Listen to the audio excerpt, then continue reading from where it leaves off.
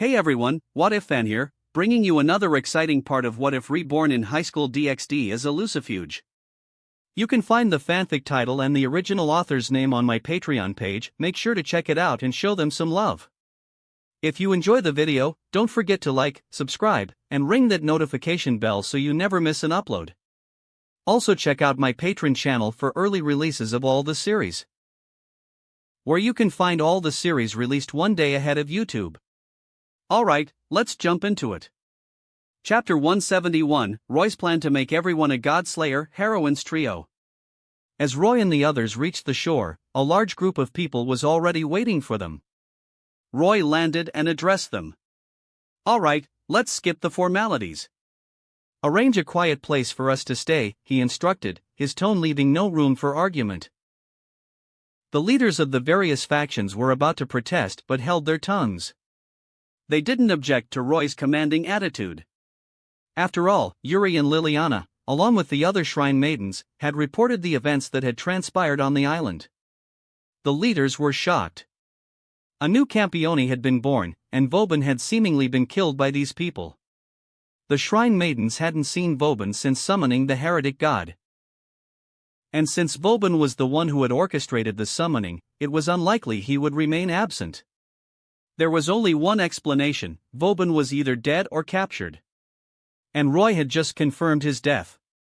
Moreover, another Campione, Salvatore Doni, was also suspected to be dead. According to the shrine maidens, he had been frozen and then sunk into the sea along with the island. The magic association that governs southern Europe was currently searching for his body. These revelations were shocking. The leaders didn't underestimate Roy and his group. "Sir, I am Diana, the leader of the Bronze Black Cross. Please follow me," Diana said respectfully. The other leaders were frustrated that the Bronze Black Cross had taken the initiative but didn't dare to speak up, afraid of angering Roy. Roy and the girls followed Diana to the headquarters of the Bronze Black Cross. After settling Sona in a room to rest, Roy turned to Tsubaki and Rosweiss. "Please take good care of Sona. When will Kaicho wake up?" Tsubaki asked worriedly. "It should take about 2 days. Maybe sooner," Roy replied after a moment of thought. "I see." Tsubaki nodded, but her expression remained anxious. "Just wait patiently for Sona to wake up," Roy reassured her. "Rosweiss, come with me for a moment." "Me?" Rosweiss blinked in surprise. "Yes, you." Roy took her hand and led her away. They arrived in the living room, where Rias and the others were waiting. "Roy, is Sona all right?" Rias asked with concern. "She's fine. Don't worry," Roy replied with a smile. The girls were relieved. "Now, it's time to put my plan into action," Roy announced. "Plan?" The girls were curious. "Yes, I'm going to turn all of you into Campiones." "What?" They were stunned.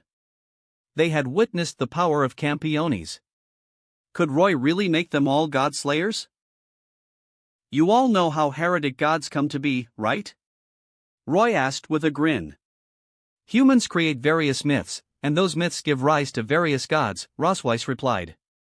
"Exactly. There were no gods in this world originally. But humans created myths, and thus, gods were born. And by killing a heretic god, you can obtain its authority and become a Campione," Roy explained. "Then we'll just summon all those gods." There were countless gods in mythology. If they could summon them all, there would be more than enough for every girl here to become a Campione. Roy's plan was simple: summon the heretic gods and kill them. The girls were excited. This was a chance to become incredibly powerful. Even the weakest Campione was an ultimate class. "So how do we do it?" Rias asked. "We'll leave that to Rosweiss. She's the most knowledgeable about the Norse gods, right?" This was why Roy had brought Rosweiss with him. There were many gods in Norse mythology, and Rosweiss was the most familiar with them. Odin, Loki, and many others could be summoned. "But is that really okay?" Aquino asked, looking at Rosweiss with concern. After all, Rosweiss was a Valkyrie from Norse mythology. Summoning and killing Norse gods seemed disrespectful. It's fine. After that geezer Odin abandoned me, I don't have any good feelings towards them anymore. In fact, I'd love to summon him and beat him up, Rosweiss declared, her voice filled with resentment. The girls exchanged glances. It seemed Odin had made a lasting enemy. All right, then Rosweiss will be in charge of summoning the heretic gods, Roy said. As for the shrine maidens for the summoning ritual. Roy looked at Fianna, Claire, and the others with a sly grin. As elementalists, they all knew some ritual magic. Performing a summoning ritual would be a simple task for them. And with their strength, they wouldn't suffer any backlash from the ritual. It was perfect. No problem. We'll get it done, Fianna declared confidently. Good. Then Fianna, you and the others can start preparing for the ritual, Roy said, clapping his hands.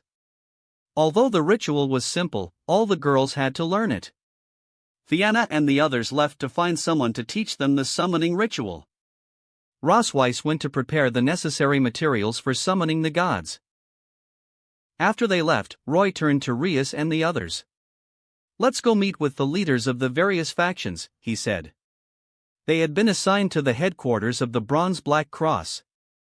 The leaders of the other factions were waiting for them outside. Roy could hear their loud chatter from a distance. But as soon as they appeared, the hall fell silent. Roy-sama. Diana began. I know you're curious about us, Roy interrupted her. So I'll be blunt.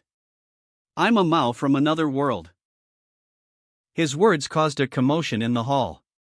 Campiones were also called Mao. And now, this man was also claiming to be a Mao. They didn't know if there was a connection, but anyone who could be called a Mao was undoubtedly powerful. Then, Mao-sama, what is your purpose here? Paolo Blandelli, the leader of the Copper Black Cross, asked respectfully. We're here to hunt heretic gods, Roy replied casually. His words shocked the faction leaders. Heretic gods, symbols of disaster, were being treated as prey? They couldn't understand this man. Mao-sama, that would bring disaster upon the world. Diana exclaimed, kneeling before him. Don't worry, just find the heretic gods who have already descended upon this world, Roy said with a dismissive wave of his hand. We'll take care of the rest. After all, those heretic gods will eventually cause trouble, won't they? Not all heretic gods were evil. Some were benevolent and wouldn't cause harm. And some hadn't even descended yet, still fulfilling their roles in their respective mythologies. Forcibly summoning them and then killing them did seem a bit villainous. But Roy didn't care. These were Norse gods. He had no sympathy for them. But, just as they were about to protest, Roy released his aura. The sky darkened, and the faction leaders, their faces pale with fear, collapsed to their knees. I won't repeat myself. Understand? Roy said coldly. This wasn't a request. It was an order. Yes, Mao-sama, we understand, Diana mumbled, her voice trembling. Good. I'm actually quite reasonable, Roy said with a satisfied nod, then withdrew his aura. The faction leaders didn't dare object anymore. His aura was even more scary than that of a heretic god. They dispersed, promising to gather information on the heretic gods.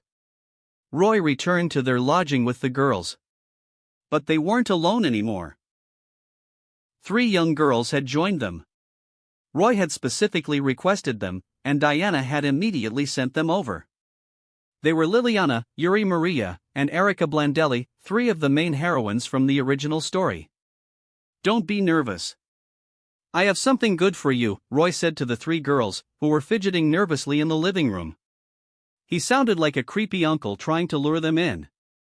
Rias rolled her eyes. Liliana, Yuri, and Erica exchanged confused glances but didn't dare to speak. Would you like to become servants of a Campione? Roy asked. Servants of a Campione?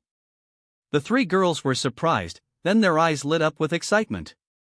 Erica was the first to understand the implications. She knelt and declared, "Erica Blandelli is ready to serve the Mausama." She assumed that being a servant meant serving Roy directly. Liliana and Yuri, seeing this, also knelt and swore their allegiance. Chapter 172, Pandora, Sona's authorities' arrival of the heretic god Loki. Hold on a minute. You're pledging your allegiance to the wrong person. Roy exclaimed, waving his hands. What?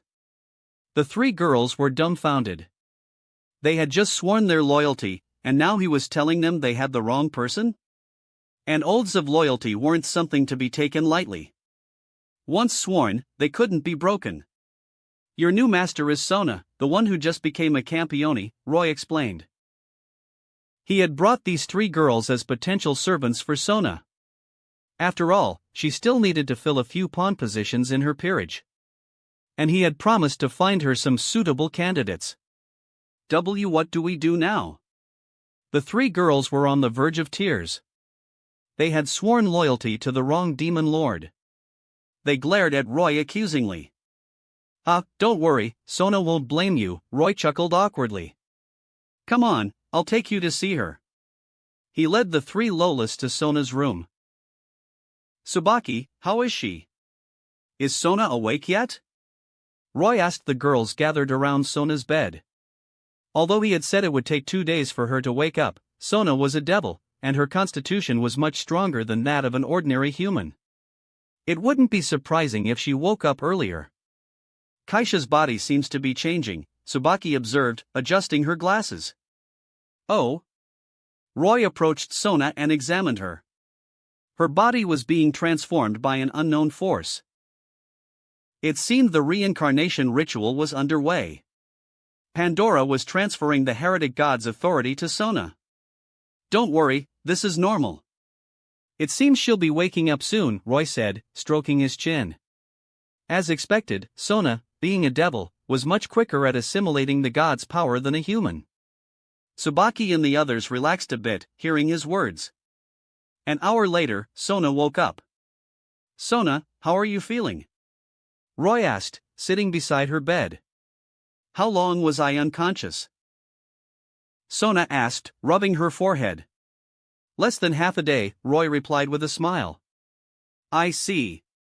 Sona vaguely remembered what had happened after she fainted. She had met a girl named Pandora in a white space. And with Pandora's help, she had obtained the authority of the heretic god, Phobos. I'm a Campione now. Sona exclaimed, looking at her hands in disbelief. Yes, you are. How about we test out your new powers? Roy suggested. Sona nodded eagerly.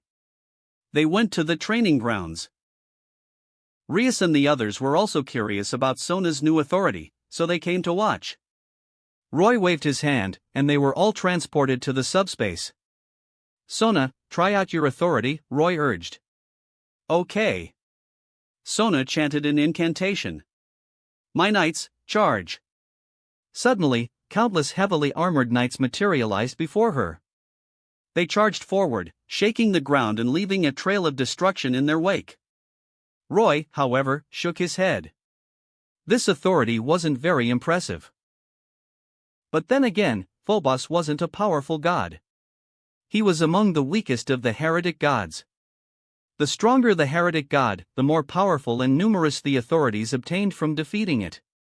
Even so, Sona's strength had increased significantly. First, she had broken through to ultimate class, reaching the peak of that level. Her body had also become incredibly resilient. Even without using her powers, no one below ultimate class could harm her. And ordinary curses and magic had no effect on her. These were the benefits of becoming a Campione. Sona was quite satisfied with her newfound power. This heretic god was a bit weak. I'll find you a stronger one next time, Sona, Roy said. Roy, I'm already happy with this, Sona replied with a smile. She was content with her sudden jump in power from high class to peak ultimate class. Don't worry, I'll arrange it, Roy assured her. By the way, Sona, these are the servants I found for you, he said, presenting the three Lolas. Who are they? Sona asked, looking at them curiously. They're talented prodigies from various factions. They're more than qualified to be your pawns, Roy explained with a grin. Sona examined the three girls. Although they were young, she trusted Roy's judgment. Would you three like to become my pawns? She asked. Campione-sama, we are willing, Yuri, Liliana, and Erika declared, kneeling and pledging their allegiance. Sona smiled and accepted their loyalty, then used her evil pieces to reincarnate them as devils. Now, Sona's peerage was also complete. However, compared to Rias's peerage, Sona's was still weaker. After all, Yuri, Liliana, and Erika were still young. But they were all geniuses. Once they grew up, they would be just as powerful as Zenobia and Irina. Rosweiss, Fianna, and the other elementalists were busy preparing for the summoning of the heretic god. And Diana and the other faction leaders were searching for information on heretic gods who had already descended upon this world. A few days passed. Rosweiss and Fianna were the first to be ready. Rosweiss had gathered the necessary materials for the summoning. And Fianna and the others had learned the summoning ritual. Roy didn't waste any time. He took them to a deserted island to perform the ritual. The bronze black cross had already made the necessary preparations on the island. Fianna, begin, Roy instructed. Okay. Fianna and the other girls began the summoning ritual. Even Liliana, Yuri, and Erika participated. A massive magic circle appeared before them. Rosweiss, which god are you summoning? Roy asked curiously. Rias, Sona, and the others also looked at her with interest. It's Loki, Rosweiss declared. Compared to the Highschool DxD world, the mythology in this world was slightly different, but not by much. Loki in Campione world was the Norse god of fire and trickery. Roy was surprised that Rosweiss was summoning Loki, a major god, on her first try. The stronger the summoned god, the greater the burden on the shrine maidens. The heretic gods Vauban had summoned with ordinary shrine maidens were among the weakest. But even those had almost caused the shrine maidens to collapse. Summoning a major god like Loki was incredibly demanding. Fortunately, it was Fianna and the others performing the ritual. Ordinary shrine maidens wouldn't be able to handle it. The magic circle glowed brighter and brighter. The girls eagerly awaited the heretic god's arrival. Who would Roy choose to become the next Campione? The magic circle reached its peak, and a pillar of light shot up into the sky, darkening the sky. Who dares summon me? A powerful voice boomed. A massive figure emerged from a rift in the sky. It was Loki, the god of fire, his face etched with cunning. Roy was surprised that Loki hadn't fully materialized. Most of his body was still in the other dimension. He could easily retreat. I can't let him escape, Roy thought. He discreetly used his magic to form an invisible hand that pulled Loki through the rift. Loki, caught off guard, was dragged into their world. The rift closed, preventing his escape. You have angered me, mortals, Loki snarled, his pride wounded. As the god of trickery and lies, he was used to being the one in control, not the other way around. He unleashed his powerful aura, shaking the earth. Roy quickly transported everyone to the subspace. Here, Loki was trapped. Who wants to be the next Campione? Roy asked the girls. They were all eager, but none of them spoke up first. Roy sighed. Since you're all so shy, I'll decide. We'll summon more heretic gods later anyway. That's a good idea. I'll follow Roy's lead. No problem. The girls readily agreed. Loki is the god of fire, trickery, and lies. So, his authorities are related to fire and illusions, Roy explained. In that case, let's have someone who's good with fire. He had already made his decision. Claire, Rubia, which one of you wants to be the next Campione? The two sisters exchanged glances. Let one each go first. Let Claire go first. They both offered the opportunity to the other. The girls chuckled, and Claire and Rubia blushed. Don't be shy. Claire, you go first, Roy decided. Claire and Rubia nodded in agreement.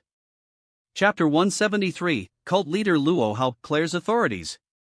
Meanwhile, Loki, who had been left to the side, was fuming. Seeing Roy and the others laughing and chatting, he unleashed a torrent of flames towards them. As the god of fire, his flames were no ordinary fire. Even from a distance, Roy and the others could feel the intense heat.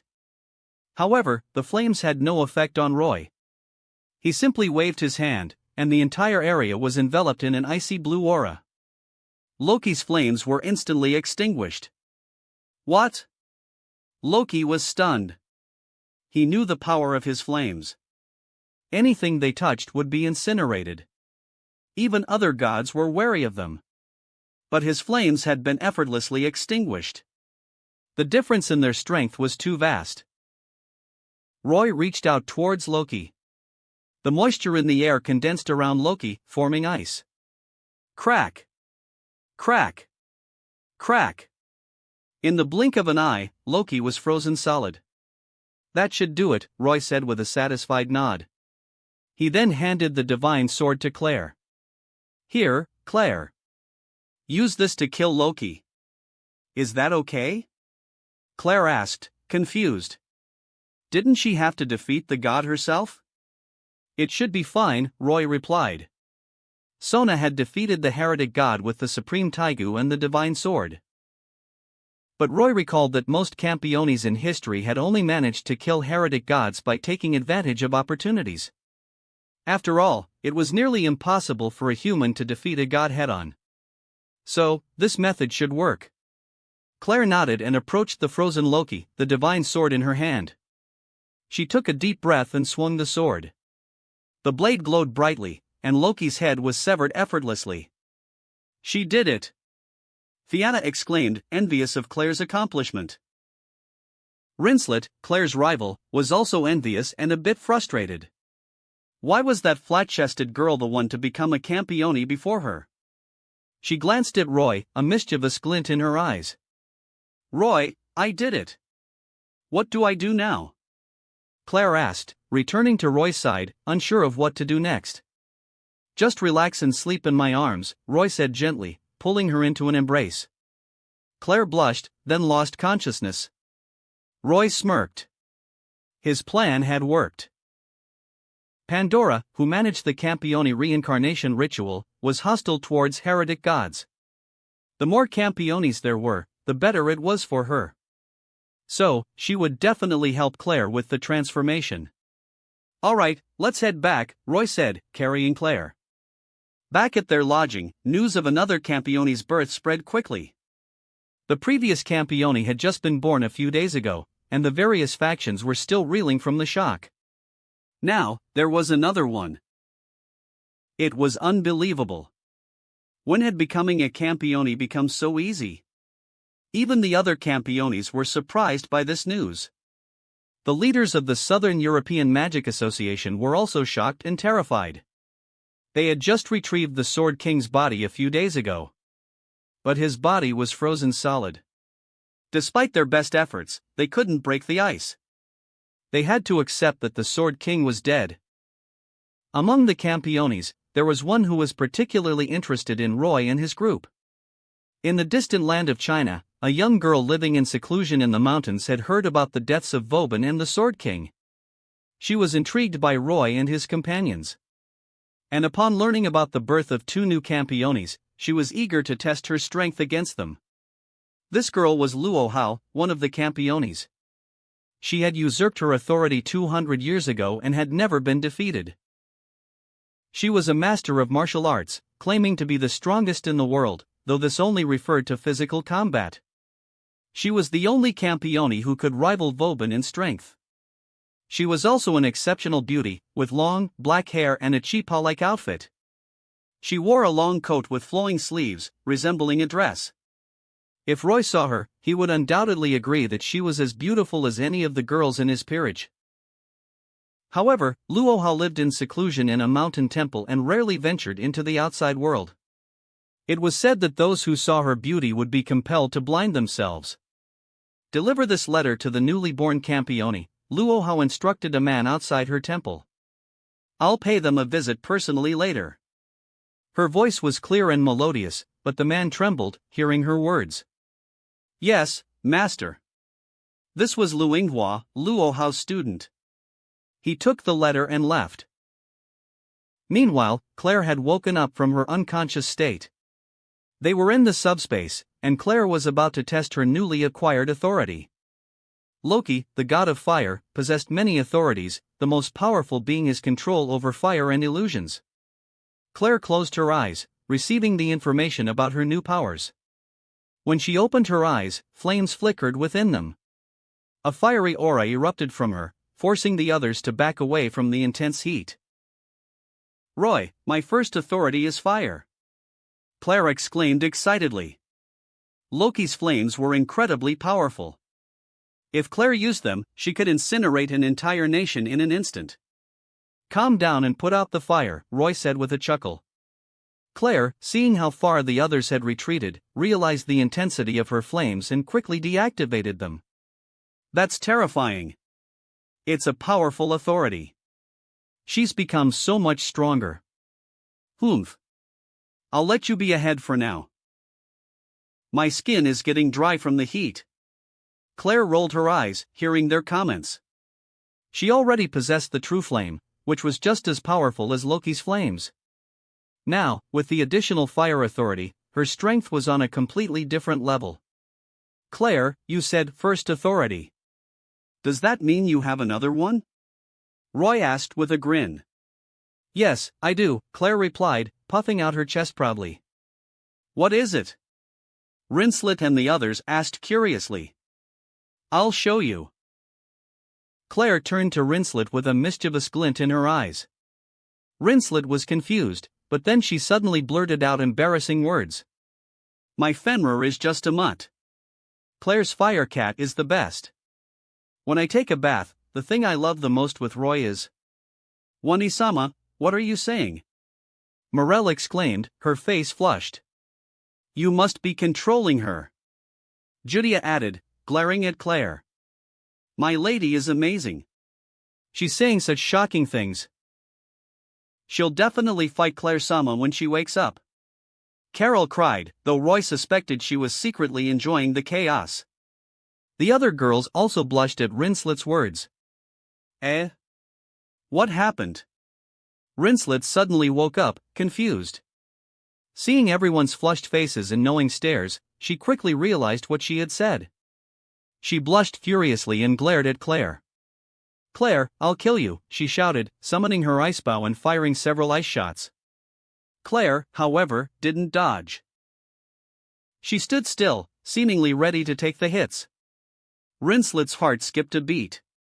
It was too late to stop the attack. She hoped Roy would block them. But Roy didn't move. He simply watched with amusement. Thwack! Thwack! Thwack! The ice arrows struck Claire, but to Rinslet's surprise, they had no effect. Claire had blocked them with her body. Hee, Rinslet, don't forget that as a campione, attacks below ultimate class can't harm me anymore, Claire taunted with a smug grin. Rinslet finally remembered. She had been too worried and had forgotten about Claire's newfound power. But this only fueled her anger. Don't worry, Rinslet. I'll punish Claire, Roy said, taking her hand and comforting her. Rinslet calmed down slightly. But I'll also fulfill your request, Rinslet, Roy whispered in her ear. Rinslet blushed, her ears turning crimson. Ahem, Claire, tell us about your authority. You used your second authority on Rinslet just now, right? Roy asked, turning to Claire. Chapter 174, The Arrival of Heretic God Odin. Pandora is too easily deceived. That's right. That was my second authority, deception. It grants me various abilities, such as illusions, telepathy, creating pocket dimensions, teleportation, and creating clones, Claire explained. The others were surprised. This deception authority was incredibly versatile. It seemed even more powerful than her fire authority. But then again, in mythology, Loki was more famous for his trickery than his fire. Claire's strength, after obtaining the authorities, had reached Ma level. However, she still needed to practice to fully utilize her new powers. After successfully summoning and defeating the heretic god Loki, the girls prepared for their next summoning. This time, Rosweiss decided to summon Odin, the king of the gods. Roy readily agreed when she informed him of her decision. After several days of preparation, they returned to the deserted island. "Is everyone ready?" Roy asked Fianna and the others with a serious expression. They were about to summon Odin, the king of the gods. The difficulty of this ritual was undoubtedly high. "We're ready." Fianna and Claire nodded in unison. "Then let's begin." In this tense atmosphere, the girls began the summoning ritual. A massive magic circle appeared before them. The magic circle glowed brighter and brighter, until finally, a pillar of light shot up into the sky. Rumble! Thunder roared, and the clouds churned in the sky. An oppressive aura descended, and the entire world felt its pressure. Then, darkness enveloped the world. This sudden change caused widespread panic. Even Luo Hao emerged from her secluded mountain temple and looked towards the source of the disturbance. She could sense the arrival of a powerful heretic god. To be able to summon such a powerful god, they're quite impressive, she mused, her interest in this mysterious group growing. Amidst the global panic, the heretic god Odin finally descended. A colossal giant, thousands of meters tall, emerged from the magic circle. He had a single eye, a long white beard, and wore a winged helmet in golden armor.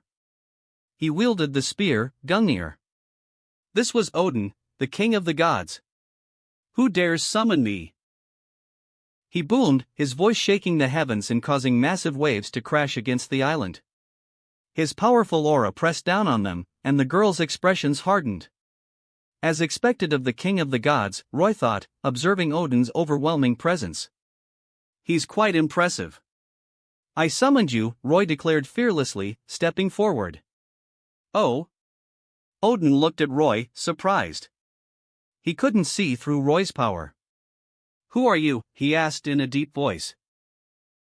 "I'm the one who's going to kill you," Roy replied with a smirk. He flew towards Odin, meeting his gaze. "So, you summoned me here just to kill me?" Odin asked, intrigued. "That's right. So let's skip the formalities and fight," Roy declared. He waved his hand, and they were all transported to the subspace. A battle between beings of Tier 5 beings could be devastating, potentially destroying the entire planet.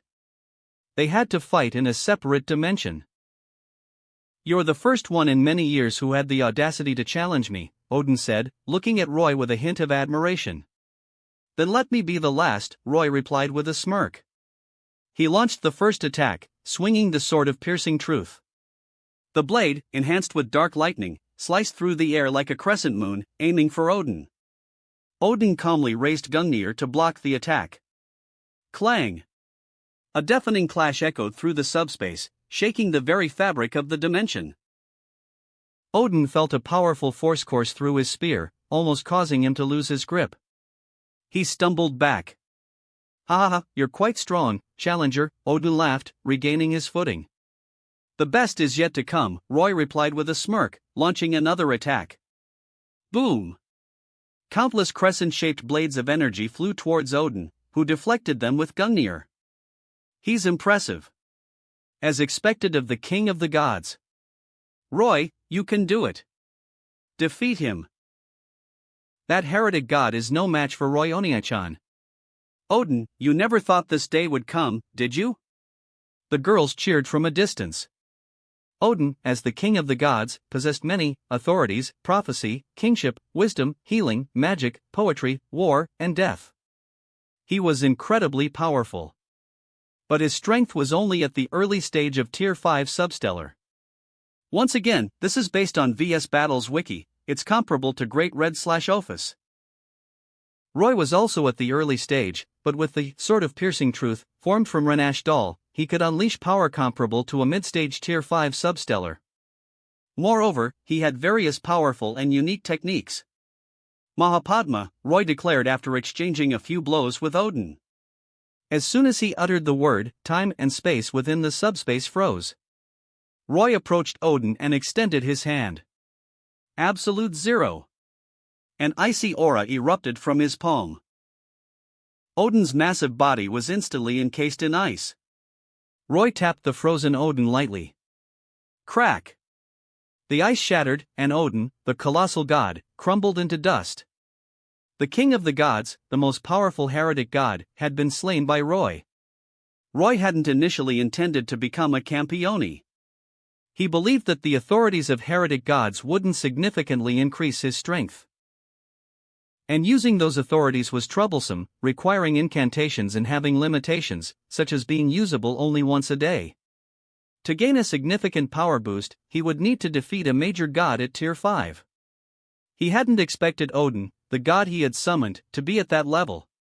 But since he was, Roy had taken the opportunity to kill him and usurp his authority. Just then, he felt a familiar sensation. Here it comes, the summons from Pandora, Roy said with a smirk. He didn't resist. He lost consciousness. The girls rushed forward and caught him before he could fall. In a white void, devoid of any features, a young girl stood before Roy. You're such an exceptional child. To achieve this feat in such a short time, you're truly amazing, a sweet, gentle voice praised him. Roy turned and saw a young girl with beautiful purple hair styled in pigtails and an adorable, doll-like face. She wore a thin white dress and had a surprisingly mature aura despite her small stature. You're Pandora, aren't you? Roy recognized her as the one who managed the Campione reincarnation ritual. Yes, I'm your mommy. Roy chuckled. Pandora, you're not suited to be a mother. Eh? Why not? Pandora was taken aback. Although many Campiones had questioned her, she was still curious about Roy's opinion. Because if you were a mother, you'd starve your child, Roy explained with a serious expression. Pandora blinked, then looked down at her flat chest. You can't tease your mommy like that, she pouted, trying to look imposing. Ah, just kidding. Roy laughed, then suggested, how about this? I'll call you mommy, and you call me daddy. That way, we both win. Okay. Pandora nodded eagerly, then her expression changed as she processed his words. She glared at him, her cheeks puffed out. Roy's heart melted at her adorable display. Ahem, let's not joke around anymore. It's time for the ritual, he said, clearing his throat.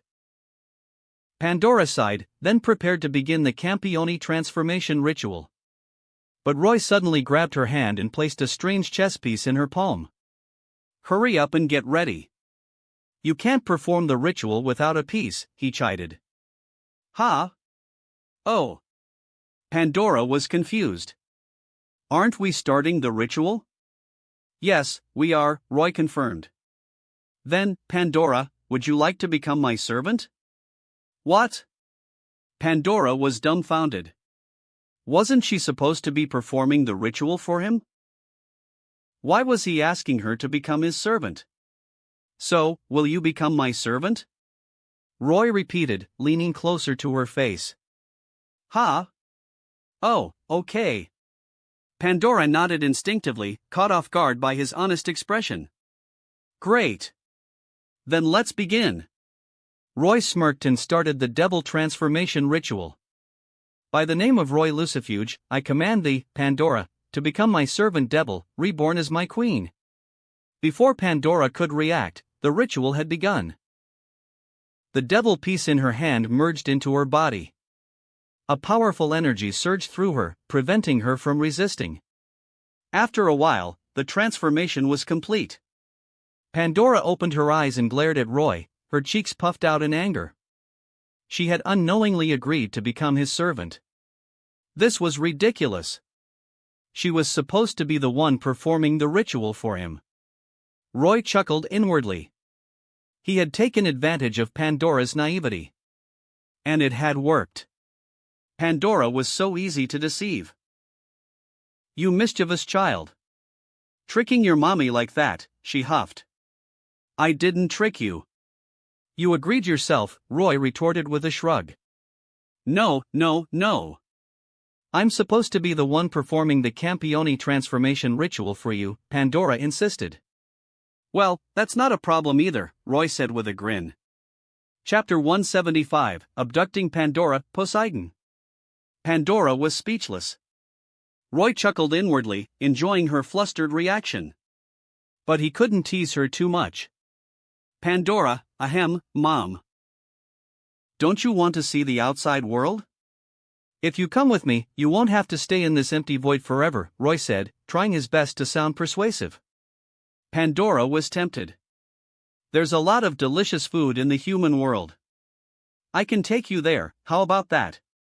Roy offered, taking out some snacks from his storage magic. The delicious aroma filled the air, and Pandora couldn't help but swallow. Having lived in the border between life and death, she had never tasted human food before. Want to try some? Roy asked, taking a bite of a roasted chicken leg. Pandora, unable to resist the temptation, also took a bite. Her eyes widened in surprise, and she began devouring the food with gusto. After all, Pandora was still quite childlike, having never experienced much of the world. Otherwise, she wouldn't have been so easily deceived by Roy. Food truly is a universal language, Roy thought. So, Pandora, are you ready for the Campione transformation ritual? Roy asked with a smile, seeing her enjoying the food. Yes, let's begin, Pandora replied with a nod. The ritual commenced. When Roy regained consciousness, he was back in his room. Roy, you're awake. How are you feeling? Rias asked, concerned. Rias and Sona were sitting beside his bed. How long was I out? Roy asked curiously. Sona and Claire had only been unconscious for half a day. But it seemed like he had been out for much longer. You were unconscious for a whole day. It's already evening, Sona replied. Roy was surprised. He hadn't expected to be out for so long. He must have spent some time chatting and playing with Pandora before the transformation ritual. But he didn't dwell on it. He closed his eyes and focused on the authority he had obtained. Odin had many authorities: prophecy, kingship, wisdom, healing, magic, poetry, war, and death. And Roy had inherited half of them. Although it was only half, it was still an incredible gain. He now possessed the authorities of prophecy, kingship, wisdom, and magic, significantly increasing his power. After contracting Pandora, his base strength had already reached the mid-level of Tier 5. Roy opened his eyes, a triumphant smile on his face. This rapid increase in power was exhilarating. How do you feel, Roy? What authority did you get? Rias and Sona asked curiously, seeing his joyful expression. Roy pulled them into an embrace. I got quite a haul this time. 4 authorities. 4 authorities? Rias and Sona exclaimed in surprise. Sona had only received 1 authority, and she was already incredibly powerful. Claire, having obtained 2 authorities, was also among the strongest. Even Kanna and Ilyalo might not be able to defeat her. How strong was Roy now, with 4 authorities? We can test them out tomorrow. Now it's time for bed, Roy said with a mischievous grin. Rias and Sona blushed. The next day, Roy gathered the girls in the living room. Roy, what's the matter? Why did you call us all here? Rias asked, confused. She was still exhausted from last night's activities. I want to introduce you to someone, Roy announced with a mysterious smile. Another beautiful girl? Saya scoffed. Do you think Roy would introduce anyone other than a beautiful girl? Mine added. Well, he's not wrong, Claire chimed in with a smug grin. Roy's lips twitched. He couldn't help it. It was all for the sake of becoming stronger. Roy, just bring her out already, Aquino said with a giggle. Roy shrugged. They were all his girls anyway. If any of them misbehaved, he could always punish them later. Ahem, then I'll summon her. Roy activated the summoning magic. As his servant, she could be summoned or reverse summoned regardless of her location. An ice blue magic circle appeared in the living room. A petite girl materialized within the circle. Pandora? Sona and Claire exclaimed in surprise. The others, although unfamiliar with her, could tell from Sona and Claire's reactions that she was someone important. You naughty girls. You should call me Mom. Pandora huffed. She had told them so many times, but they never listened. Mom? The girls were confused. Sona and Claire explained that this was Pandora, the one who had performed their Campione transformation rituals. But why did Roy summon Pandora? Sona asked, looking at Roy curiously. Because Pandora is also my servant now, Roy replied with a smug grin. The girls were surprised. He had even managed to win over Pandora? He tricked me. Pandora admitted, embarrassed. Tricked you. Roy-senpai, that's not very nice, Kaneko said, approaching Roy with a frown. Kaneko-chan, it's not what you think, Roy said awkwardly, patting her head. Although he had indeed tricked her, it was for a good cause. He was saving her from a boring life, after all. Pandora, don't say things that could cause misunderstandings. Roy chided. Humph. You should call me Mom. Pandora retorted, puffing out her cheeks. Roy rolled his eyes. There's no way I'm calling her Mom in front of all these girls, he thought. He approached Pandora and pinched her cheeks playfully. Pandora, if you're not a good girl, there will be no snacks. Wah! Okay. Pandora relented. Having been won over by delicious food, she couldn't resist Roy's threats. Roy then took Pandora and the others to the food street. After tasting the various delicacies, Pandora declared that she didn't want to go back to her lonely world anymore. Roy and the girls continued preparing to summon the next heretic god. Diana informed them that they had found a heretic god. Roy and the girls went to the meeting room, where the leaders of the various factions were already waiting. They looked at Roy and his group with a mix of awe and fear. In less than half a month, 3 Campiones had been born from Roy's group. It was frightening. They suspected that Roy's ambitions were far greater than they had initially imagined. After all, Campiones were wary of each other, often even becoming enemies. And it was unheard of for several Campiones to get along so well. Roy sat at the head of the table and turned to Diana. Tell me, Diana, which heretic god did you find? And where is he? Mausama, please look at this. Diana turned on the screen in the meeting room. A beautiful image of the ocean appeared on the screen. But that wasn't the main point. A massive shadow was swimming beneath the surface. It was over 100 meters long. Is that a whale?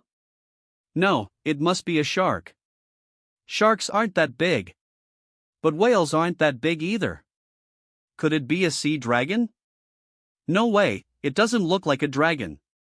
Toru, Rias, and the others discussed the mysterious creature with curiosity. Diana, is that whale the heretic god? Roy asked, confused. No, we believe that's the divine beast of a heretic god. We don't know who the god is yet, Diana replied with a wry smile.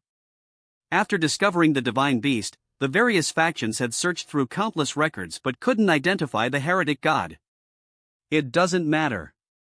Any heretic god will do, Roy said dismissively.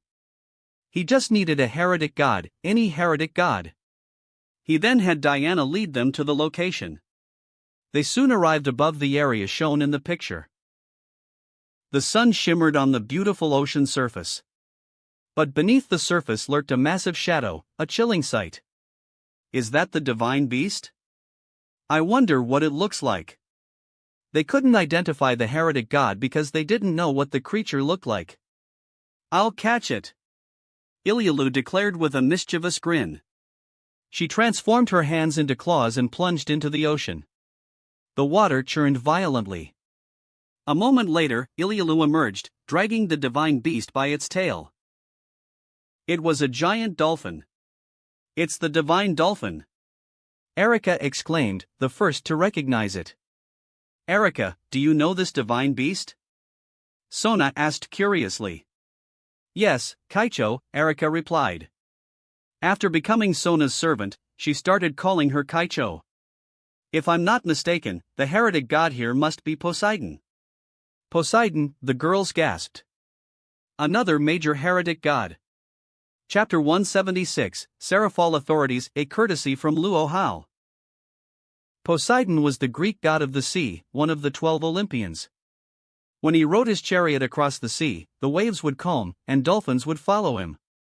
That's why Erica, seeing the dolphin, was certain that the heretic god was Poseidon. How do we lure him out? Rias wondered.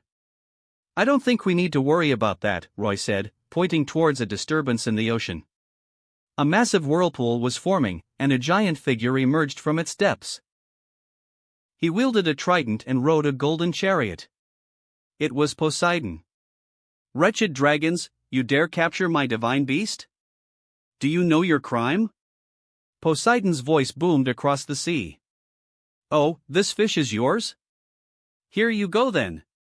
Ilialu grinned mischievously and tossed the giant dolphin towards Poseidon. Damn you, dragon! You killed my divine beast. Poseidon roared, slashing at the dolphin with his trident. The dolphin was cleaved in two. Even Poseidon had to be cautious when facing a creature thrown with Ilialu's strength. Hey, you're the one who killed it. It's none of my business, Ilialu retorted with a sly grin. Ha ha ha. Poseidon's anger turned into a chilling laughter. He unleashed his divine power, shaking the ocean and the sky. Tsunamis raged across the sea, and underwater volcanoes erupted. It was a scene of apocalyptic destruction. In an instant, Poseidon caused disasters all over the world.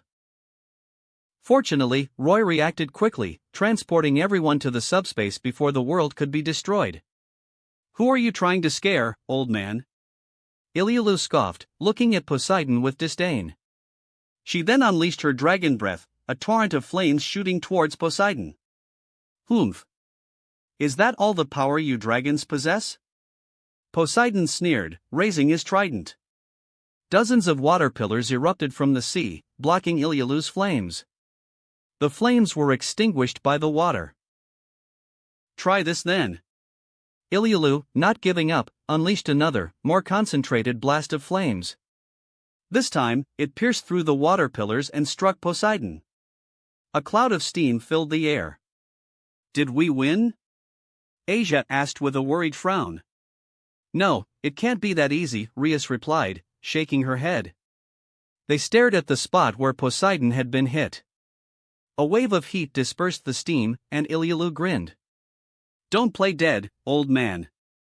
I know you're not finished yet. Suddenly, a waterspout erupted from the sea, spiraling towards the sky. Poseidon had finally retaliated. Ilialu was caught off guard and swept up into the waterspout. But she quickly tore through it and emerged, unleashing another barrage of flames. Although Poseidon was one of the 12 Olympians, he wasn't at the planetary level. Roy didn't intend to intervene in this fight. He was considering who should inherit Poseidon's authority. Poseidon had many authorities. The ocean, tsunamis, earthquakes, storms, all sea creatures, horses, and more. Most of his authorities were related to water. Roy immediately thought of Seraphol, who was proficient in water magic.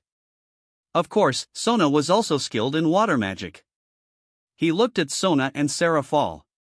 If he let them choose, they would probably just offer the opportunity to each other. So, Roy made the decision for them. Seraphol, you can be the next Campione. The girls had no objections. Seraphol squealed with delight and jumped into Roy's arms. Roy-kun, you're the best. Roy chuckled, holding her close. Of course. But you have to reward me properly tonight. Preferably in a magical girl cosplay. Seraphol blushed but nodded. Meanwhile, the battle between Ilialu and Poseidon was intensifying. Although Poseidon had many authorities, they couldn't defeat Ilialu.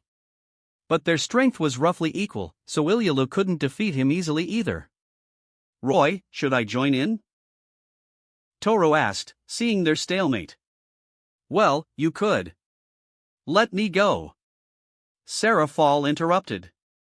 Although I'm not as strong as him, with Ilyalu's help, we should be able to defeat Poseidon. Roy considered her request. Alright, Sarafal-san, you can provide support. Take this. He handed her the divine sword. With this sword, Sarafal would have a chance to kill Poseidon. Otherwise, she might not even be able to injure him. After all, there was a significant difference in their power levels. Sarafal took the sword, then kissed Roy on the cheek. Thank you, Roy-kun, she said with a smile. She then joined the battle. With their combined efforts, Poseidon was finally slain by Sarafal. Roy-kun, I did it! Sarafal cheered, hugging Roy tightly. Roy patted her head, then turned to Pandora. Pandora, it's your turn. Honestly, I told you to call me Mom. Pandora grumbled, munching on snacks. Pandora's love for food reminds me of Kurom, Roy thought. Pandora approached Sarafal. Get off him. How am I supposed to perform the ritual like this? She demanded. Pandora, aren't you going back to the border between life and death? Roy asked, surprised. Why would I go back? Are you tired of me already? Pandora retorted. Of course not. But can you perform the ritual here? Of course I can. Pandora nodded matter-of-factly. She was the one who managed the Campione transformation ritual. She could perform it anywhere. Roy was speechless. Pandora then began the ritual. Diana watched in disbelief. The powerful heretic god, Poseidon, had been defeated so easily. And a new Campione was born right before her eyes. She couldn't believe it. They waited a while for the ritual to be completed. How do you feel? What authority did you get? Sona asked. The other girls were also curious. I got the authorities of the ocean, tsunami, and storms, Sarafal explained, having received the information about her new powers. Roy clapped his hands in delight. Those were perfect for her. Did Pandora help her with that, he wondered. But that was unlikely. The authorities one received from the ritual were completely random. Regardless, Sarafal was now a Campione, her strength boosted to the super devil. She was now one of the strongest among them. A few days later, Fianna and the others prepared to summon another heretic god. This time, it was Frigg, the queen of the gods and Odin's wife in Norse mythology. She was also the goddess of the sky and earth, marriage, and family. As Roy's first wife, Rias naturally received Frigg's authority. They continued summoning heretic gods every week, giving Fianna, Claire, and the others time to rest in between. During their breaks, Roy took the girls out to explore and have fun. One day, Liliana approached Roy, saying that someone wanted to see him. Many faction leaders had requested an audience with Roy, but he had refused them all. He didn't have time for their formalities. However, since it was Liliana's request, he decided to meet with this person. Liliana soon brought a young man before Roy. Greetings, Campione-sama. I am Lu Enghua, a student of the martial arts king Luohao, the young man said, bowing respectfully. So it's him, Roy thought. He knew about Lu Enghua.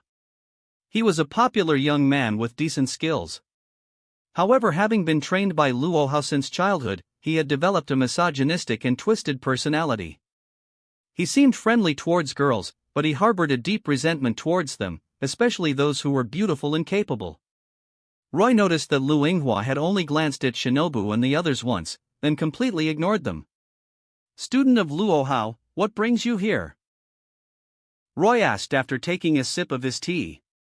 He was quite interested in Luohao. He hadn't expected her to approach him first. My master has entrusted me with this letter for you, Campione-sama, Lu Enghua said, presenting a letter to Roy. Roy opened the letter. It was an invitation from Luohao. She expressed her desire to meet with Roy and challenge him to a martial arts duel. A duel was fine. But Roy suspected that wasn't her only motive. I accept her invitation. You can return to your master now, Roy said, setting the letter aside and dismissing Lu Enghua with a wave of his hand. Yes, Campione-sama. I'll inform my master immediately, Luinghua replied, bowing respectfully before leaving. Chapter 177, Roy vs. Luo Hao. Oh? Roy, is something the matter? Rias asked, noticing the departing young man and walking over to Roy.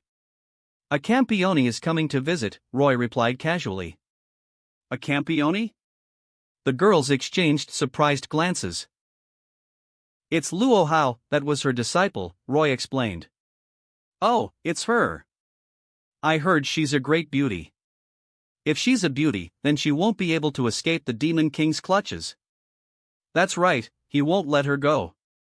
The girls giggled amongst themselves, excited about the prospect of meeting a beautiful Campione. Roy's eyes twitched, hearing their comments. Over the next few days, Roy and the girls continued summoning heretic gods. This time, they summoned Thor, the Norse god of thunder. Thor was an incredibly powerful god, wielding thunder, storms, war, and abundance.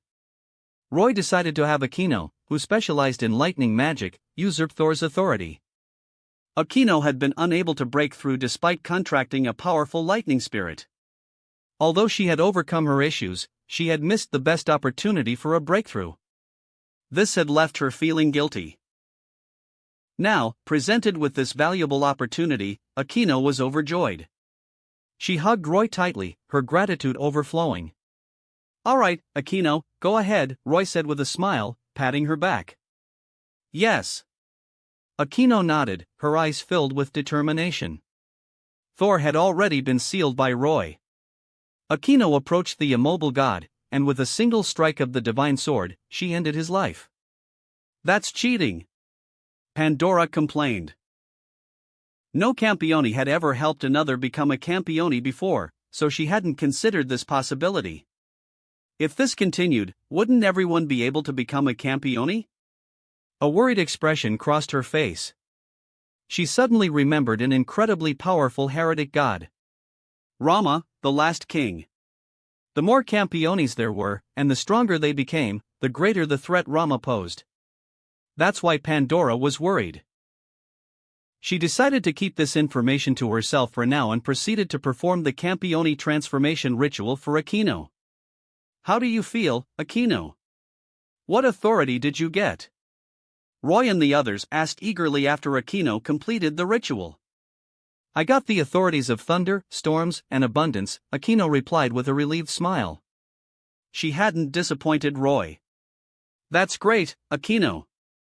Rias and the others congratulated her.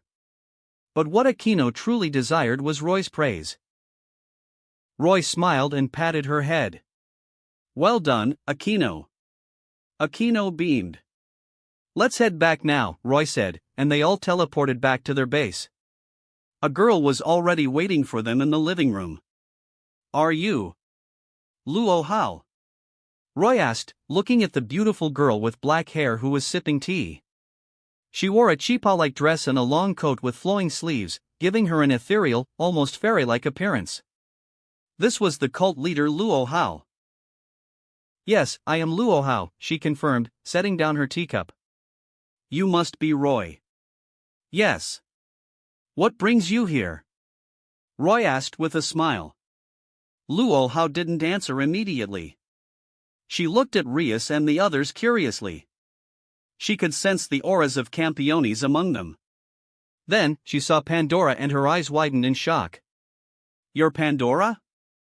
You should call me Mom. Honestly, why won't anyone call me Mom? Pandora grumbled. Roy's lips twitched. Don't you know why, he thought. Who would call a little girl Mom? It really is Pandora, Luo Hao confirmed, recognizing her mannerisms. She was shocked. Why is Pandora here? Well, she's my servant now, Roy replied calmly. What? How did you manage that? Luo Hao's eyes widened in disbelief. Pandora, the one who managed the Campione transformation ritual, had agreed to become Roy's servant? Why? Luo Hao's mind raced with questions. She had initially come here to test her skills against the new Campione. But she had stumbled upon an unexpected secret. Did you just summon a heretic god? Why was there no commotion? Luohao suddenly asked, realizing that Roy and the others had just returned. Yes, we did, Roy confirmed. As for why there was no commotion, that's because we fought in a separate dimension. A separate dimension? Luohao's curiosity grew. In this world, battles between Campiones and heretic gods were always destructive. She had never heard of fighting in a separate dimension. Would you like to see it? Roy offered. Yes, Luohao replied with a serious nod. Then follow me. Roy decided to show her. He snapped his fingers. They were instantly transported to the subspace. It looked similar to the real world, but Luohao could sense the difference. No matter how destructive the battle here, the outside world won't be affected. So we can fight freely here? Luohao asked, her eyes sparkling with excitement. Yes, that's right. Then I have a request, Luohao said, looking at Roy with a smile. Oh? I want to have a martial arts duel with you. A duel? Sure, but... Roy said, stroking his chin thoughtfully. But what? There has to be a wager. Roy had a plan. Luohao considered his words, then nodded. All right, what do you want to wager? If you win, I'll summon a heretic god for you. A major god, Roy offered.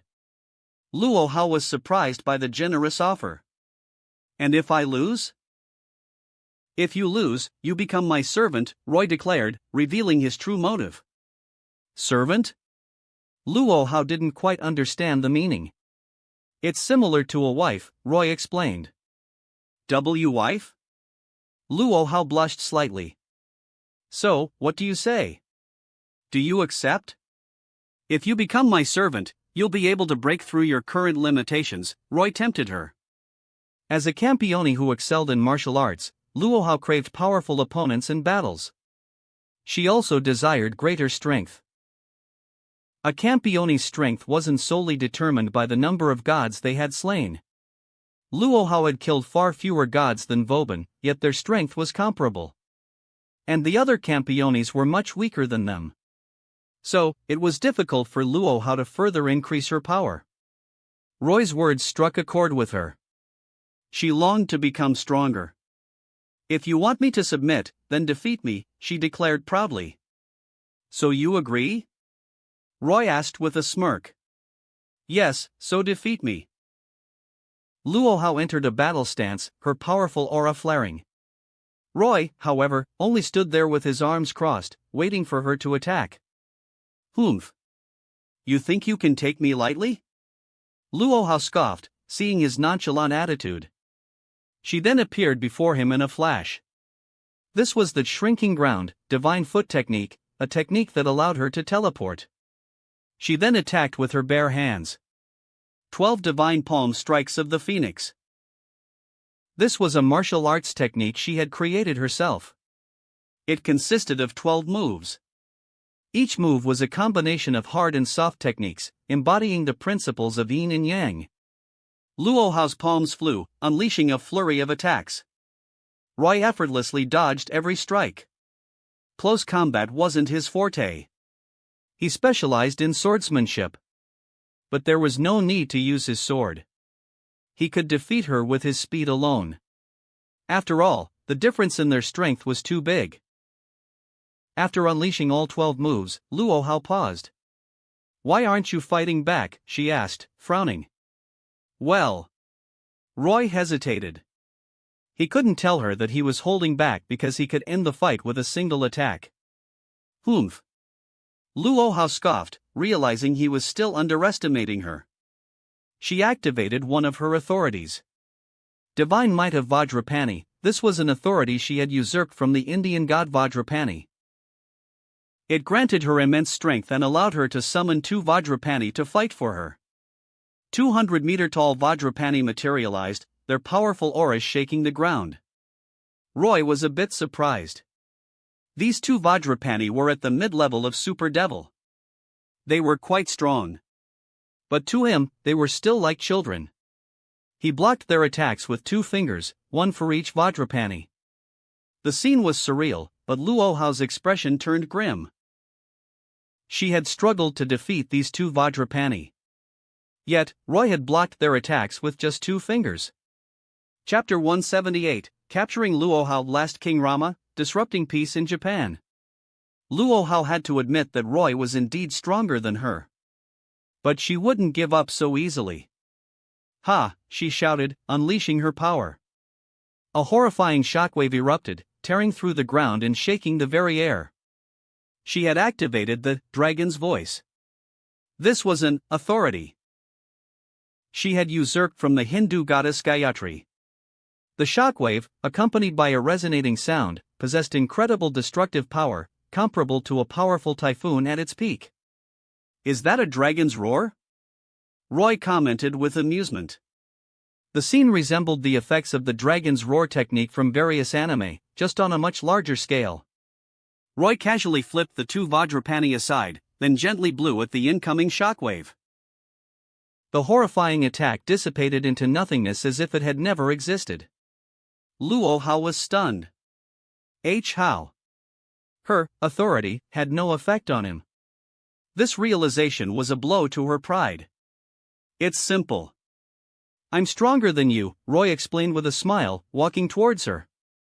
Luo Hao's eyes lit up. It was true. Can you really make me stronger? She asked, her gaze filled with longing. Of course, Roy replied confidently. Then I agree to become your wife, Luo Hao declared, her cheeks slightly flushed. Roy smiled in triumph. He didn't waste any time and performed the devil transformation ritual on her. As Luo Hao became a devil, an even more powerful aura erupted from her. She had reached the peak of Super Devil, just a step away from planetary level. Thank you, Roy, Luo Hao said gratefully, feeling the power surge within her. You're welcome. Come on, let's go out. I'll introduce you to Rias and the others, Roy said, leading her out of the subspace. The girls were waiting for them in the living room. How did it go? Rias asked, concerned.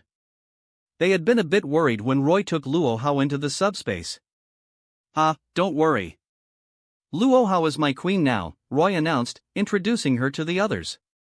Just call me Tsuilian, Roy, Luo Hao said. Her real name, Tsuilian, was only used by those closest to her. Others addressed her as Master Luo Hao or Martial Arts King. No problem, Tsuilian, Roy replied with a grin. Luo Hao blushed. After becoming Roy's servant, Luo Hao returned to her home to settle some matters. As a leader, she had many responsibilities. She had to pass on her position to her student, Lu Yinghua. After Luo Hao left, Pandora suddenly spoke up. Pandora, what's wrong? Roy asked, seeing her anxious expression. You can't summon any more heretic gods, she declared. The girls exchanged surprised glances. They were all waiting to become Campiones. Why couldn't they summon more gods? Why not? Roy asked, voicing their question. Because there's a special existence among the heretic gods. He's called the last king, the strongest steel, Pandora explained. He's the nemesis of all Campiones. He possesses the immortality of a steel hero. Even if he's defeated, he'll simply transform into a divine sword. And most importantly, his power increases with the number of Campiones. The girls gasped. The more Campiones there are, the stronger he becomes? Then even Roy might not be a match for him? This powerful being, he's invincible. Is his power the sum of all Campiones? What do we do now? Roy, however, wasn't worried. The last king's power was indeed the sum of all Campiones. But Roy and his group weren't solely reliant on the power of Campiones. Roy himself was already at planetary level. The last king's power was more accurately the sum of all slain heretic gods. And the difference between a super devil and a planetary level being was huge. Even 100 peak level super devils couldn't defeat a single one. Roy wasn't afraid. Don't worry, everyone. We'll continue summoning heretic gods, he reassured them with a smile. He then explained the situation. The girls were relieved. Pandora was also surprised. The problem that had worried her was so easily resolved. This man was truly incredible. Their plan remained unchanged. They would continue summoning a heretic god every week. Meanwhile, the Bronze Black Cross and the Copper Black Cross were also searching for heretic gods. A month later, Diana and Paolo reported their findings. "Mausama, we've found a heretic god in Japan," Diana reported respectfully. "Oh?"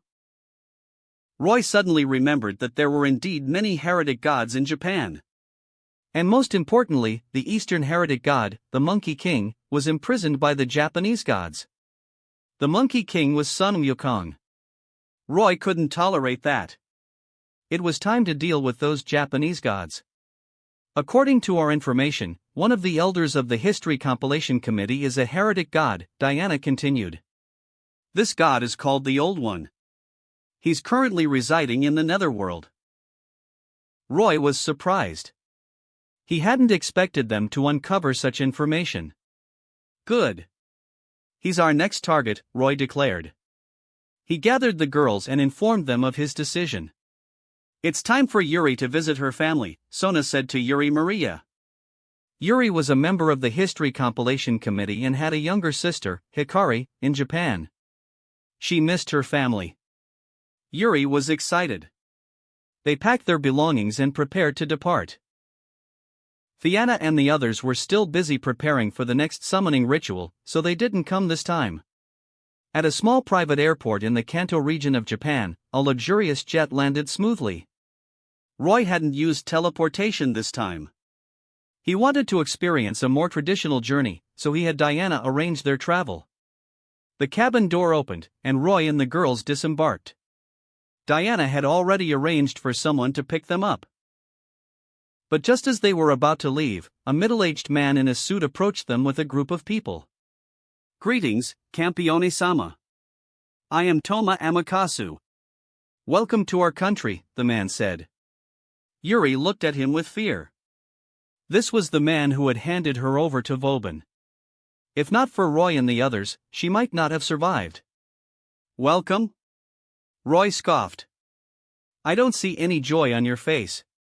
In fact, you seem quite terrified." "Well, you should be. Enjoy your last few days." He then ignored the man and left with the girls. Yuri was his servant now. It was only natural for him to eliminate the History Compilation Committee. And they had even imprisoned Sun Wukong. Roy wouldn't hesitate to destroy them. He didn't care if Japan was destroyed in the process. Amakasu's face paled. Roy's words were practically a declaration of war. But he still held on to a sliver of hope. And that hope was their elder, the heretic god, the Old One. He hurried back to report the situation. Roy and the girls, meanwhile, enjoyed their time in Japan. After all, once the battle began, this place would be destroyed. They spent a day sightseeing with Yuri as their guide. That night, they visited Yuri's home. Roy met Yuri's younger sister, Hikari Maria. Hikari was a trainee shrine maiden with short brown hair and the ability to dispel magic and curses. She had a pure and innocent personality. "Greetings, Campione-sama. I am Hikari Maria. Pleased to meet you," she introduced herself after reuniting with her sister. "Just call me Royoni-chan, Hikari," Roy replied with a smile.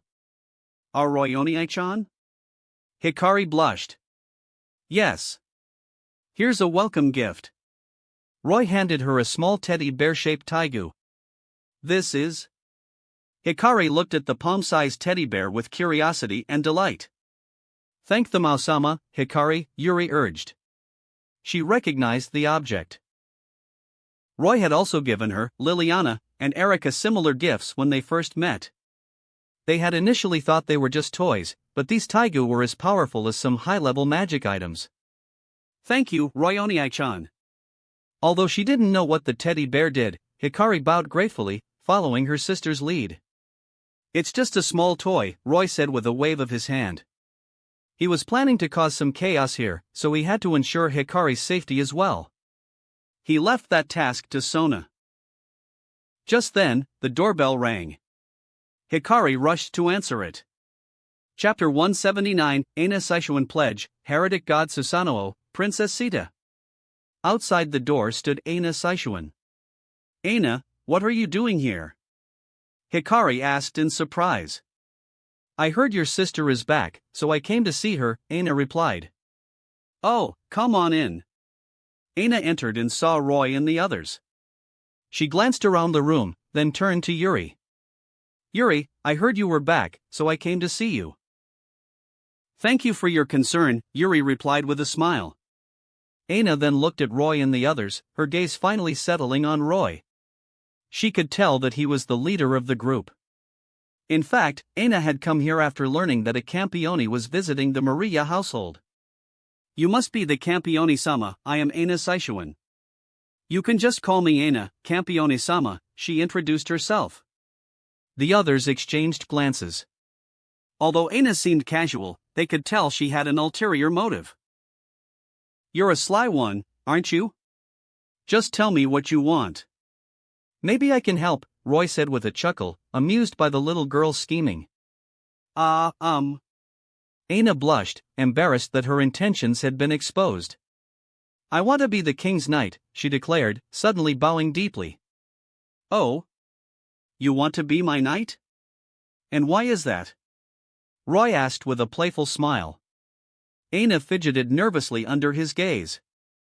Because I admire you, Campione-sama. Is that all? There's another reason. I don't want to be controlled by my grandfather anymore, Aina said, looking up at Roy with a determined expression. And who is your grandfather? Roy asked curiously. He's one of the elders of the History Compilation Committee, Heretic God Susanoo, Aina confessed, her voice barely above a whisper. They want me to use this sword to lure you into the netherworld. She presented a sword. Roy instantly recognized it as the Aim no Murakumo no Tsurugi, the sword wielded by the heretic god Susanoo in the original story. The heretic god had given this sword, which possessed a will of its own, to Aina.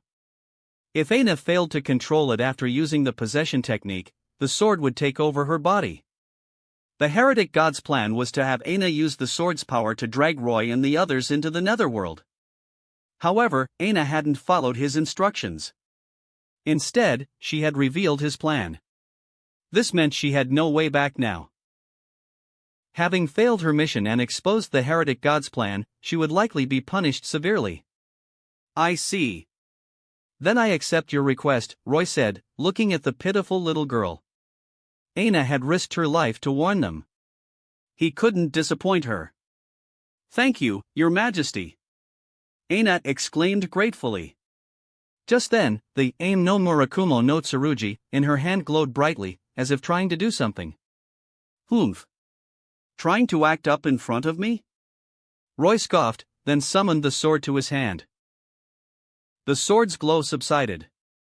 Your Majesty, what happened? Aina asked cautiously. It's nothing. This sword is the heretic god's weapon.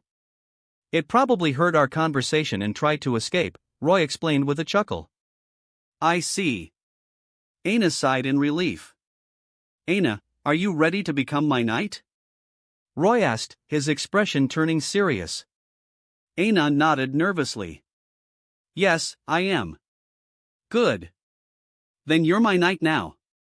Roy took out a knight piece and merged it into Aina's body. By the name of Roy Lucifuge, I command thee, Aina Saishuan, to become my servant devil, reborn as my knight. The magic circle glowed brightly, and soon, Aina's transformation was complete. Thank you, Your Majesty. Aina knelt on one knee, performing a knightly salute. You can go back and make some arrangements now. The upcoming battle against the heretic god might affect the entire country. You should evacuate those you care about, Roy instructed. Aina's heart sank. Yes, Your Majesty. I'll go make arrangements now. Go ahead. Several days passed. Roy and the girls enjoyed their time in Japan. Aina had arranged for her family to evacuate.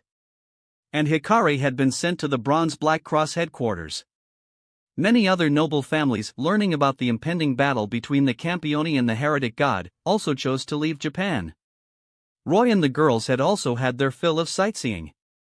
It was time to deal with the heretic god, Susanoo. Rias, you all wait here. I'll go to the netherworld and drag those old geezers out, Roy said with a grin.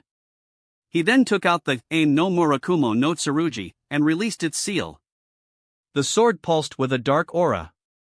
In the next moment, Roy was enveloped by the darkness and vanished. Your Majesty!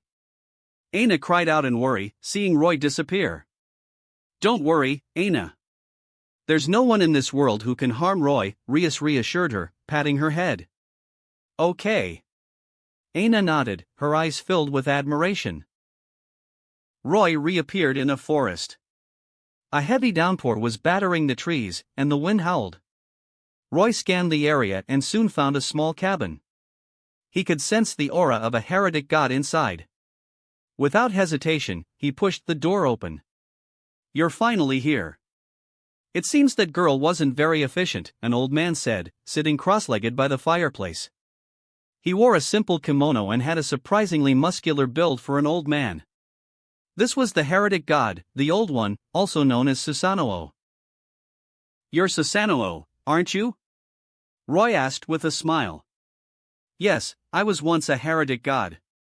But I've graduated from that position now, Susanoo replied calmly, taking a sip of sake. Now, I'm just an old man overseeing the younger generation. But when those youngsters encounter opponents they can't handle, it's our duty to step in and offer some guidance. His meaning was clear. I'm not here for idle chatter, Roy said, cutting him off. He had come here simply to capture these heretic gods and let his girls become Campionis. He wasn't interested in discussing irrelevant matters. Call out the other heretic gods who are hiding. I'm here for a fight. Nothing more. Susanoo frowned at Roy's arrogant words. It seems we can't reach an agreement. In that case, I'll have to keep you here. He unleashed his powerful aura. Susanoo wasn't an ordinary heretic god. He was originally the god of the land of Izumo, but he had merged with many other gods, gaining their authorities and becoming incredibly powerful. However, his aura was like a gentle breeze to Roy. It didn't faze him at all. Susanoo was surprised. He hadn't expected this Campioni to be so unfazed. Kiki, brat, don't think you're invincible just because you're a Campioni. You're still far from our level, a raspy voice cackled as a figure appeared in the cabin. It was a monk dressed in black robes. Why can't we resolve this peacefully? Another voice asked. A beautiful princess with mesmerizing, glass-like eyes also appeared. She wore the attire of a noblewoman from the Heian period, a colorful 12-layered kimono. She had brown hair and flawless, ivory skin. These were the Black Priest and the princess with glass eyes from the original story. Roy ignored the Black Priest and focused his attention on the princess with glass eyes. If he remembered correctly, her true identity was Sita, the wife of Rama, the last king and the slayer of demon kings. Another MILF, Roy thought with a smile. She was a true Yamato Nadeshiko, a paragon of Japanese feminine beauty. It seems I'll be playing the role of Chow Chow this time, he mused. Is everyone here now? He asked. Humph, you conceited brat, the Black Priest snarled, ready to attack. But he found he couldn't move. What's going on? He exclaimed in shock. Susanoo and the princess with glass eyes also realized they were immobilized. They stared at Roy in disbelief. How could he have restrained them so easily? His power was terrifying. Who was this man? Come with me, Roy said with a chuckle, enjoying their shocked expressions. He snapped his fingers. In the next instant, they vanished from the netherworld. Chapter 180, Unsealing Sun Wukong Battling the Monkey God. When Roy reappeared, he was back with the girls. Roy, how did it go? Did you eliminate the heretic god?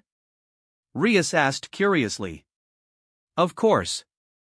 It was a piece of cake. Look, Roy said with a grin, then released Susanoo and the Black Priest from his magic. He had left the princess with glass eyes in the subspace. He would deal with her later. Aina, you betrayed your grandfather? Susanoo said coldly, glaring at Aina. Aina flinched and hid behind Roy. You're not my grandfather, she retorted weakly. Since you claim to be Aina's grandfather, you wouldn't mind giving her your authority, would you? Roy asked with a smile. Susanoo's expression darkened. We have no quarrel with you, Campione. We only wanted to discuss some matters with you. There's no need for bloodshed, he said. Still trying to play that game? Roy scoffed. Aina, kill him. Roy handed her the divine sword. What? Me? Aina was confused.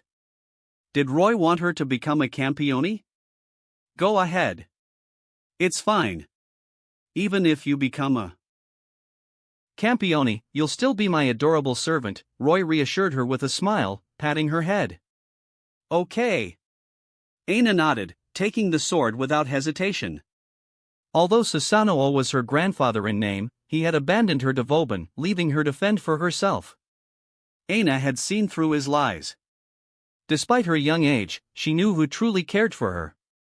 Roy had trusted her and given her the chance to become a Campione. She wouldn't let him down. Without hesitation, Aina plunged the divine sword into Susanoo's heart. The god, restrained by Roy's magic, couldn't resist and was killed instantly.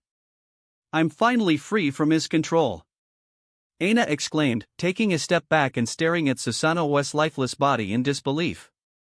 Yes, no one can force you to do anything you don't want to do anymore, Roy said, approaching her with a smile. Thank you, Your Majesty. Aina's eyes filled with tears of gratitude. Now, go and prepare for the Campione transformation ritual, Roy said, patting her head gently. Pandora then led Aina away. Roy turned to the other girls. Who wants to be the next Campione? He asked. There was still the Black Priest, but Roy didn't know his authority. It probably wasn't very powerful. But even a weak heretic god could turn someone into a Campione. The girls looked at each other. Yuriko Takagi was the first to step forward. I'll do it, she declared. All right. Roy nodded with a smile. He handed her the divine sword, and Yuriko effortlessly killed the Black Priest. She then went to find Pandora for the transformation ritual. Pandora seems quite busy these days, Roy thought. There's even a queue for the Campione transformation now. He shook his head, dismissing the thought. His next objective was to free the Monkey King and send him back to his rightful place in mythology. The Monkey King was being held captive in the Western Palace, bound by a seal and the combined power of several shrines across Japan. This seal was created with the combined wisdom of ancient mages. There were 3 conditions for breaking it. The manifestation of a dragon-snake hybrid god. A sword capable of weakening the seal. A pure maiden with the power to dispel curses, wielding the sword and channeling her spiritual energy. But this method was troublesome. Roy took the girls to the Western Palace, intending to break the seal with brute force. Your Majesty. Are you sure about this? Aina, who had become a Campione, asked hesitantly. They could gather some shrine maidens and fulfill the conditions to unseal the Monkey King. The first condition was easily met. They had several dragons here. And the second condition was also simple.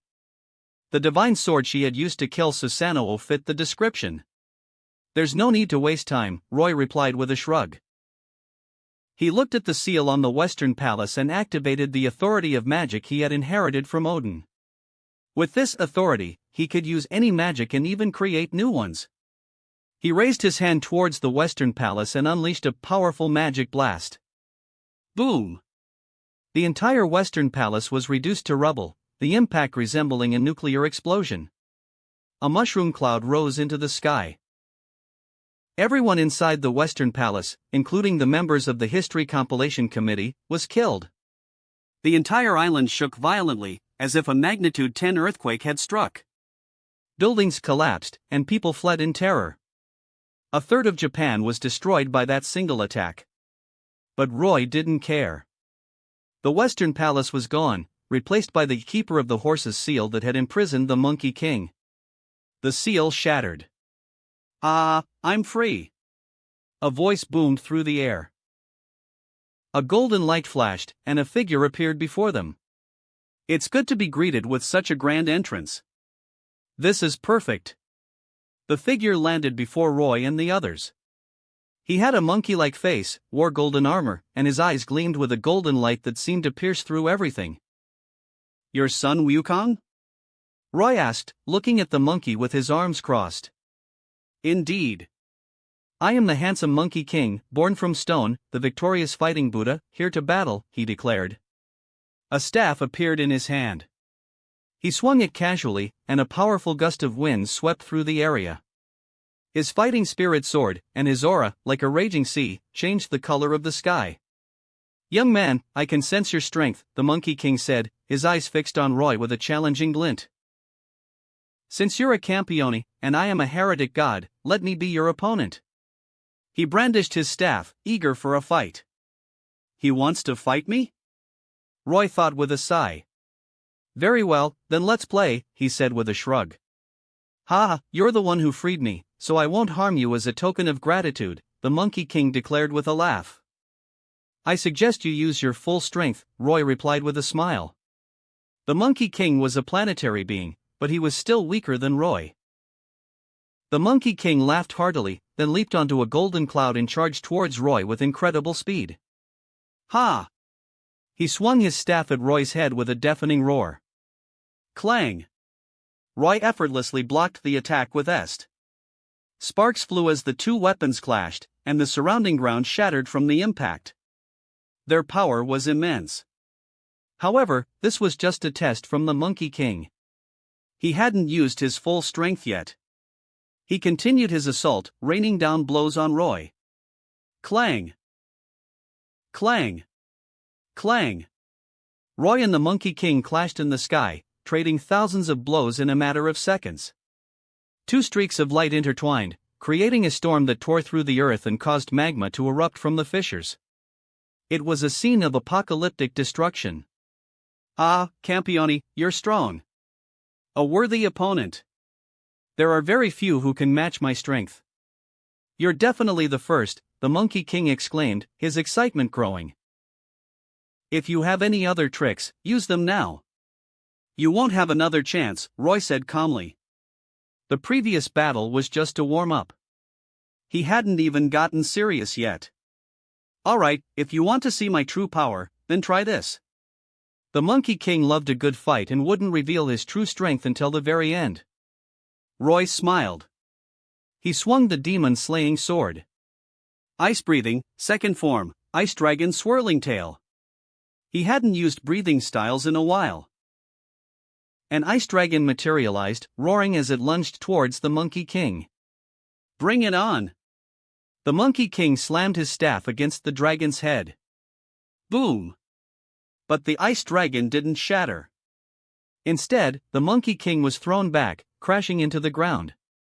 "Your Majesty, you're amazing!" Aina cheered, her face flushed with admiration.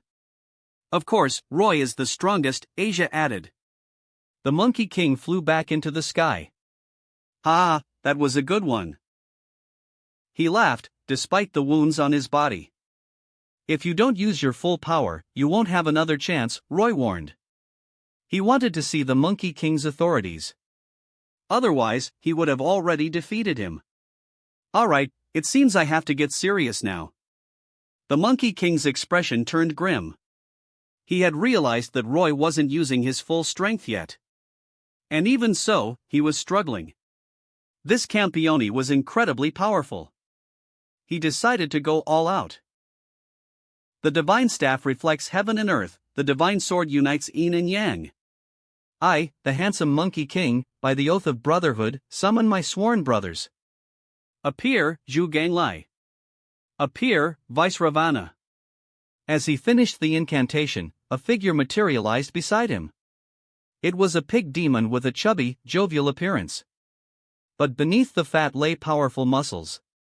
And his face was that of a pig, with a long snout and black stubble. He had beady eyes, small triangular ears, short tusks, and wore black armor over his massive body. This was Zhu Ganglai, subordinate god to the Monkey King. That wraps up this part of What If Reborn in Highschool DxD as a Lucifuge. Thanks so much for listening. As always, new parts drop every 4 days, so be sure to stay tuned. Also check out my Patreon channel for early releases of all the series, where you can find all the series released one day ahead of YouTube. If you enjoyed the video, don't forget to like, subscribe, share it with your friends, and please consider supporting the original author as well. See you in the next one.